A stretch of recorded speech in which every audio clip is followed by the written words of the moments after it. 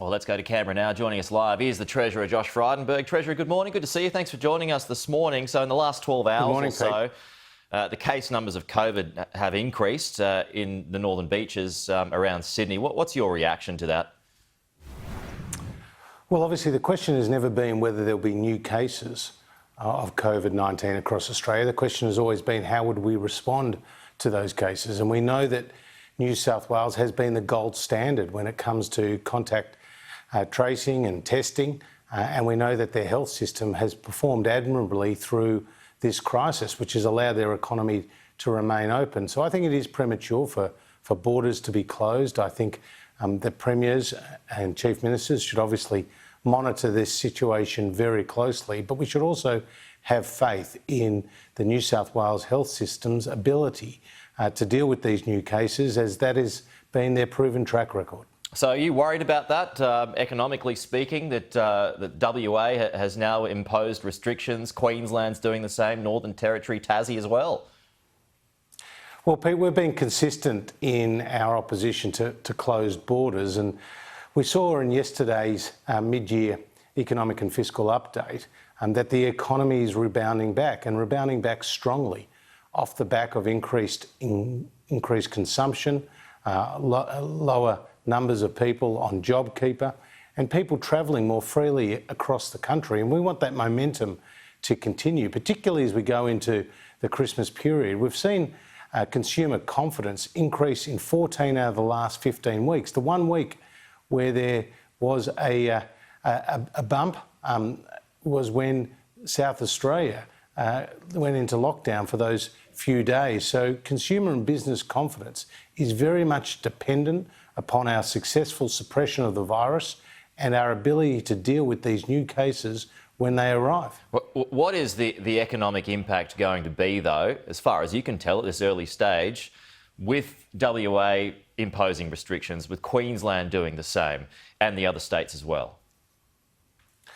Well, the impact is not going to be very substantial from what we announced yesterday. We did make an assumption, though, that next year there will be no internal border restrictions. When it comes to international borders, we have assumed that they will remain closed while there will be some tourism and some international students coming. There'll be very small numbers by even the end of next year.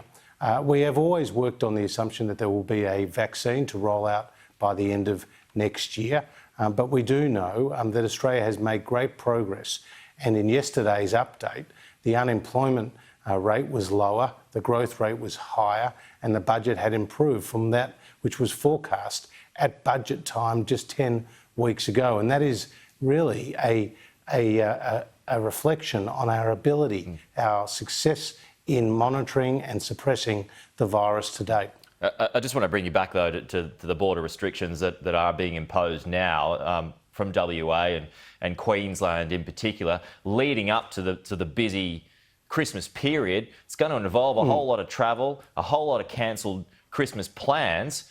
That will have a serious impact, will it not?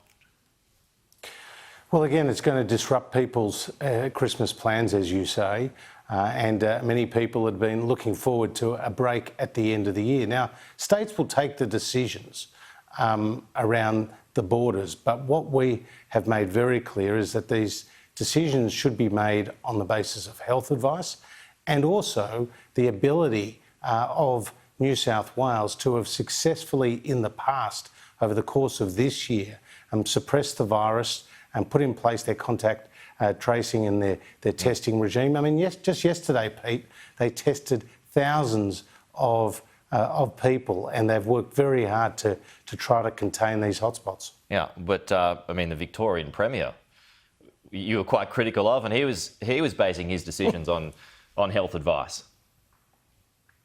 Oh, well, I'm not going to relitigate what happened in Victoria. You know, that was the harshest of lockdowns, not just with the very severe economic impact, but also a very severe human impact on people. But what I can say is that Australia is in a good position going into the Christmas period when it comes to our economic recovery.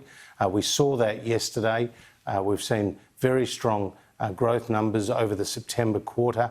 And in fact, the labour market just yesterday saw 90,000 new jobs being created, 84,000 of those being full-time jobs. And so we have seen real improvements in our labour market as restrictions have eased and we have suppressed the virus. But your update yesterday was dependent on no more border restrictions. So is it already out of date? Did you go too early on that?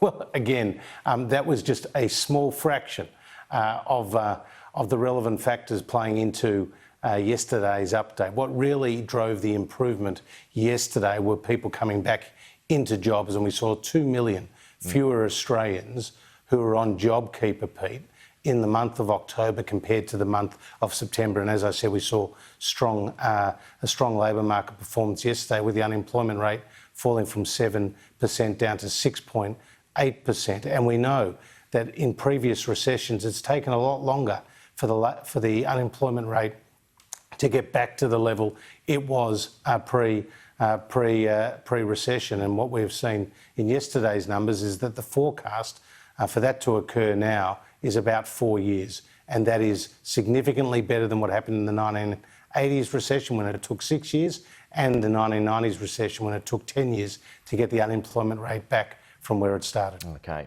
Treasurer Josh Frydenberg, appreciate your time as always. We'll talk to you again soon. Thanks for your time this morning. All the best. Well, coming up.